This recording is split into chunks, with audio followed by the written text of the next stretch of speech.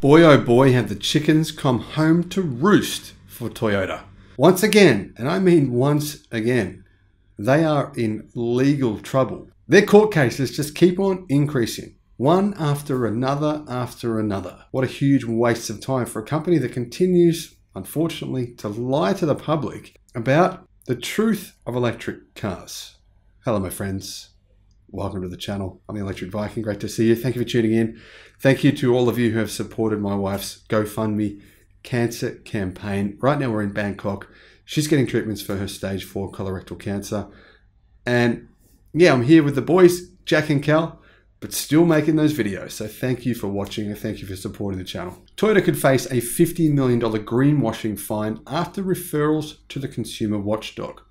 This is just one of a number of legal cases that Toyota are involved in. Many of them, to be honest, for simply lying to the public. What did Toyota lie about? Well, honestly, so many different things. Strangely, Toyota has received very, very little attention from the global media after their diesel scandal, Dieselgate scandal. They did exactly the same thing as Volkswagen, essentially, and for even longer than what Volkswagen did it for. And they got a fine, they got in trouble, but the media just ignored it. Weird. Why would that be? How much money does Toyota pay the media for advertising?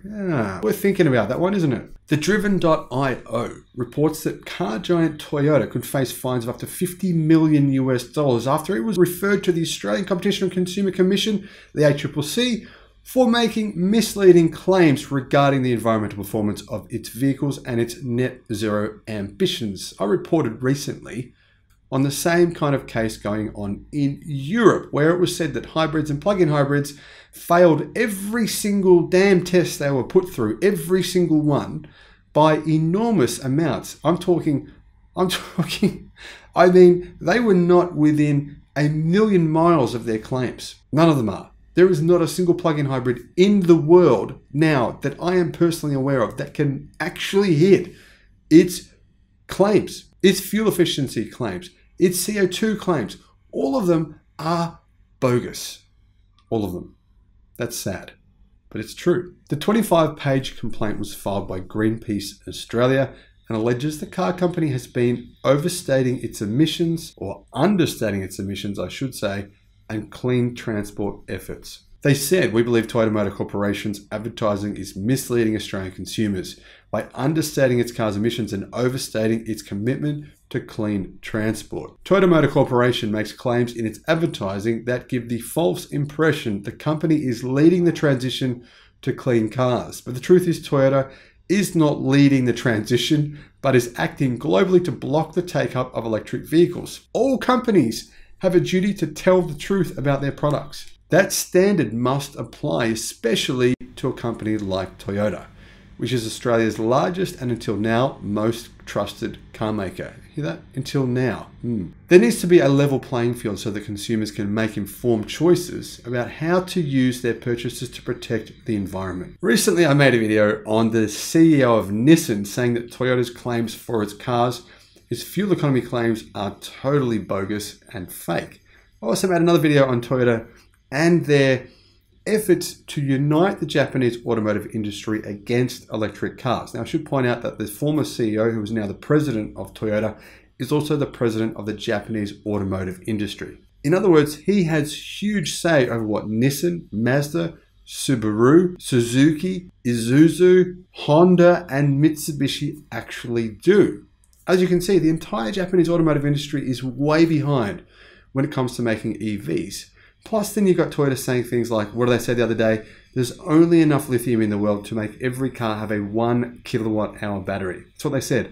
There's only enough lithium for every car to have a 1 kilowatt hour battery. That is patently false, completely wrong, and a total lie that Toyota just simply made up in order to brainwash people into thinking there's not enough battery, so therefore I shouldn't buy an EV. The ACCC are going to step up a crackdown on greenwashing. The Driven says that the complaint, which was lodged on Friday by the law firm Environmental Defenders Office on behalf of Greenpeace Australia Pacific, was made just a day after the ACCC announced it was planning a crackdown on corporate greenwashing.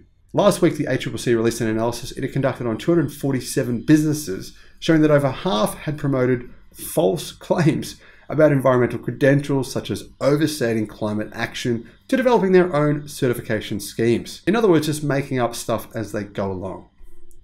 The ACCC has indicated that in response to the analysis, it will step up its investigations of corporate greenwashing in Australia, and it will now analyse Toyota's actions to see if there are any merits behind these claims, which there clearly are.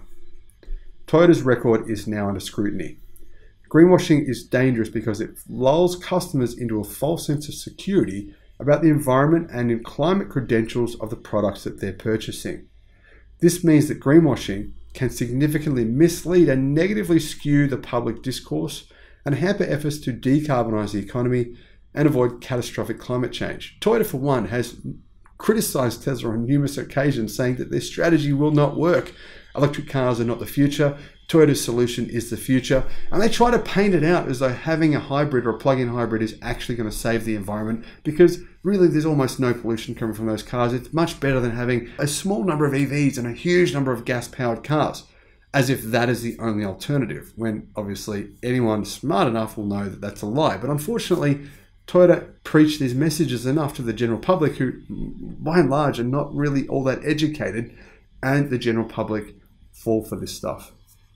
Greenpeace Australia's Pacific's complaint alleges that Toyota is misleading markets and making claims in its advertising to give the false impression the company is leading the transition to clean cars, when in reality it is a laggard and is slowing the transition to electric cars. Greenpeace says Toyota's net zero plans are potentially misleading and contradict their actions in terms of the production of new cars. Now, for one, here is a fact: Toyota doesn't have a single EV production line anywhere in the world. They don't. They make EVs on a production line along with gas cars, and the EVs they actually manufacture represent less than 1% of global output. Less than 1%. Toyota is not seeking a rapid transition or eco-friendly cars, and has actively lobbied to halt, weaken or delay emission standards around the world. And they have been convicted for lobbying against EVs already in other countries. Hybrids. Hydrogen and electric vehicles are vastly different in their environmental impact and their consistency with zero emissions. The extent of which emissions reductions can be achieved in a petrol vehicle are significantly less than those that can be achieved by switching to hybrids. Mirai hydrogen cars are unlikely to be powered by green hydrogen in Australia, and therefore cannot be considered low emissions vehicles. Toyota's vehicles may not meet emission standards in real-world use as opposed to test conditions. Now, this is an area where Toyota would not want you actually testing the cars, would not want the ACCC or the government actually testing the cars, because then they'd realise that, yeah, Greenpeace is correct on these assertions. Hybrids require fuel to power their electric battery. Has anyone seen the marketing? Toyota claims that their hybrids can just run on green power forever. Yeah. Self-charging, miraculous technology. Toyota's record of lobbying governments to slow the transition to EVs has been highlighted in a recent submission to the Australian government's National Electric Vehicle Strategy. Although appearing to support the introduction of vehicle emission standards, Toyota's submission attempts to water down the strength of the standards. It calls on the government to include loopholes such as super credits and off-cycle credits that it can obscure manufacturers' true emissions. Toyota is the largest car maker in the world. It currently produces around 10 million cars per year. Some of those are hybrids, some are plug-in hybrids, most of them are gasoline powered, some of them diesel powered. However, The Driven says that their electric cars make up 0.2% of their global production. 0.2%. And unfortunately, Toyota is using their power and their money to promote the case against EVs.